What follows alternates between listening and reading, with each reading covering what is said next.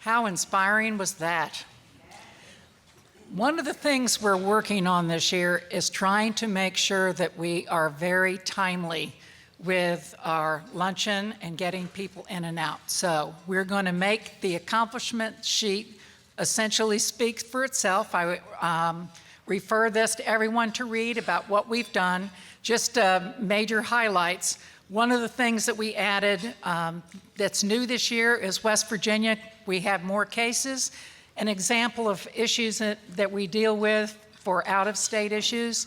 If you live in Virginia and you were a commercial truck driver and you got speeding tickets in every state along your route, but that was in 1989, and you try to restore your driving license and nobody has records that old, or they've moved their location, or they've purged the records and they can't find it anymore. Can you imagine trying to go take care of that on your own? And we had one client that had 7, 8, 9 of these, and it's so time consuming to deal with the various state laws. That's one of the things that's driving this. And Arizona, we have a client in Apache Junction, Arizona that came in after the June 30th date, but he will be covered on that. So there are people all over the country that have issues with their driving license. Either they were residents of Virginia and got a ticket when they were going out of state, or they were out of state and got a ticket when they were in Virginia. And we are here to help. It's amazing the kind of issues that they have. And those are very time-consuming issues. And in the Virginia clients, what's interesting, and we keep adding to the core group that we've had, metropolitan Richmond area is our biggest client base. And why do you think that is? 30% of our referrals come from friends, and typically they're clients. So that's not a surprise. But one of the things I wanted to emphasize on this is the legislative impacts. I've talked to you before about some of the laws that we thought should change that would help our clients, and 2 of them did. And we've seen immediate impact in our statistics. It used to be that driving on suspended or revoked was by far our greatest category. But once the law changed that if you had driving on suspended that were over 10 years old, the suspension period ended. Well, guess what? Driving on suspended is now only 20% instead of 45%. That's a huge change in 1 year. The other change, isn't that cool? The other change that was very instrumental in helping our clients was the civil judgment restricted license that did not exist before. We have 21% of our clients now need a restricted license for civil judgment because they can't work out a repayment plan with their creditor. And if you can't get a license, restricted or full, you can't drive. So having those 2 changes, big impact in our client base, and we track all this data, and we're letting you know the impact, as we've talked in previous luncheons, what we were going to do, and the so what about those changes. I'm so excited. And at the end of the, after our clients speak, I'm going to talk to you about things we're looking for in the future.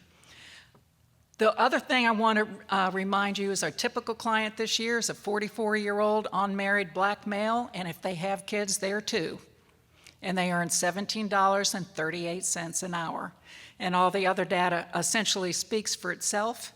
I want to introduce Fran Elrod. Fran, you want to wave? She is our community-based education person with Washington and Lee that we partner with them, and with judges. And the judges have a conference today, so we don't have a lot of judges here today, but we partner with judges in the Lexington, Rockbridge area and with Buena Vista.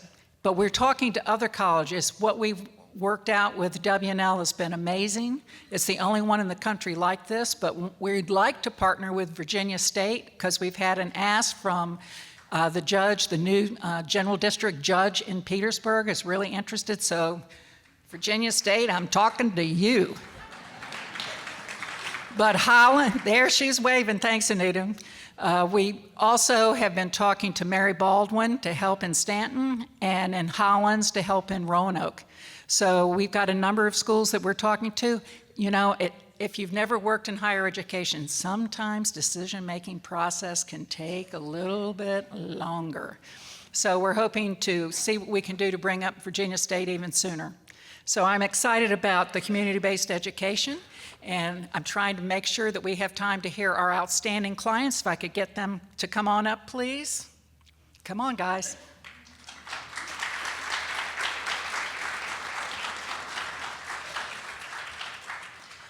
Each year we have a theme about what we want to talk about. Last year we talked about our partnerships with Mechanics of Faith and Dignity of Work, and we all shared the same client. The year before that, we had the judges and WNL students and the different people in that community work there. This year, we're going to talk about motivators, because I found that 3 things are true.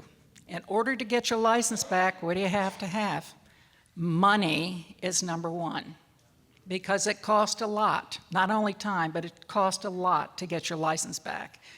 2 is personal motivation. You've got to want it, because it is a process. It takes time. It doesn't happen overnight, and you got to hang in there, all right? And what's the 3rd one? Motivators, people around you that are the encouragers and that make things happen. I refer to that as moms, because moms typically are the roles, that the people that play that role in encouraging and making sure that they do that.